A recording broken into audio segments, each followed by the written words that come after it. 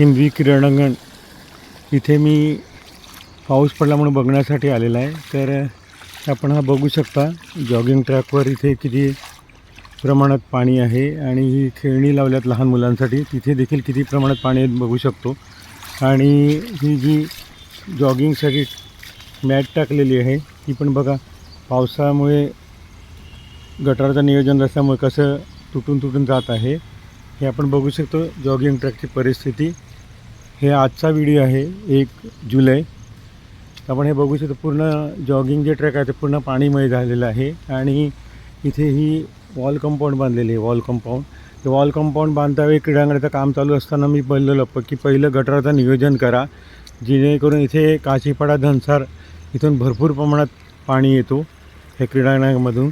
आणि हे क्रीडांगणाची परिस्थिती बघा तुम्ही, ह्या खेळासाठी मैदान बनवलेले आहे। इथे जवळजवळ 5 ते 6 करोड रुपये इथे खर्च करण्यात आला, इथे पूर्ण भराव करून।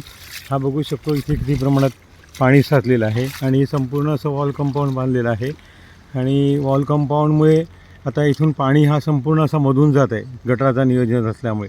वॉल कंपाऊंड, व्यायामशाळा, तसेच येथे हे बसण्यासाठी स्टेज वगैरे बनवलेले आहेत इथे।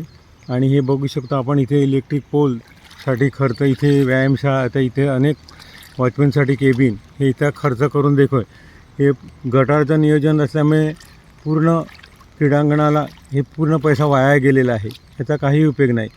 नगरपालिका अभियंत्याने एस्टिमेट बनवताना तसेच स्थानिक लोकप्रतिनिधी यांनी गटाराचं कुठलंही नियोजन केलं नाही, त्यामुळे हा पूर्ण मैदान आहे तो क्रीडांगण हे पूर्ण पाणीमय झालेलं आहे। आपण आता हे बघू शकतो आणि ह्या क्रीडांगणामध्ये हे पाणी साचलेलं आहे आणि ह्या पाण्यामुळे इथे मुलं वगैरे खेळण्यासाठी येत असतात, पण त्याचा खेळण्याचा वगैरे काहीच उपयोग नाही। एवढा खर्च करून देखील गटाराचं नियोजन नसल्यामुळे हे सगळं संपूर्ण 5.5 करोड रुपये खर्च करून हे सर्व फुकट गेलेलं आहे। मी ह्याच्या संदर्भात याचिका केलेली आहे, हायकोर्टामध्ये माझी याचिका चालू आहे आणि तीच गटारासाठीच नियोजन करावं म्हणून मी ही याचिका केलेली आहे। परंतु आजपर्यंत कुठले गेले 2-3 वर्ष होऊन याचिका करून कुठलंही नियोजन झालेलं नाही। तरी बघू शकता आपण हे सर्व नियोजनाअभावी सर्व क्रीडांगणाचे पाणीमय झालेलं आहे, जलमय। ह्यातला कुठलाही एवढा खर्च, जनतेचा पैसा जो आहे तो वाया गेलेला आहे, ह्याचा काही उपयोग नाही आहे मुलांना खेळण्यासाठी, तशी जॉगिंग करण्यासाठी। बघू शकतो आपण पाणी किती प्रमाणात आहे तो। म्हणून व्हिडिओ बनवण्याचं कारण एकच आहे की नगरपरिषदेने कुठलंही काम करताना, रस्ता असो कुठलंही असो, क्रीडांगणाचे असो, पहिलं गटाराची सुविधा करणे गरजेचं आहे। ह्या लोकांनी काय केलं, पहिलं क्रीडांगण बांधलं, गटाराचे नियोजन केलं।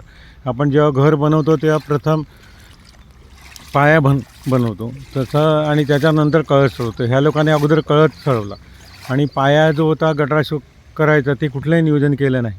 म्हणून हा व्हिडिओ बनवतो, जेणेकरून पालघर नगरपरिषदेने ह्याची दखल घेऊन, नगराध्यक्ष तसेच मुख्याधिकारी यांनी दखल घेऊन ह्याचं नियोजन गटाराचं करावं, जेणेकरून हा पाणी क्रीडांगणामध्ये न साचता पूर्ण त्याचं नियोजन होऊन बाहेर पडेल आणि लोकांना इथे जॉगिंग ट्रॅक म्हणजे चालण्यासाठी तसेच मुलांना खेळण्यासाठी ते क्रीडांगणामध्ये खेळून आनंद घेता येईल, हाच व्हिडिओ बनवण्याचा उद्देश आहे आणि म्हणून हा व्हिडिओ मी पाठवत आहे।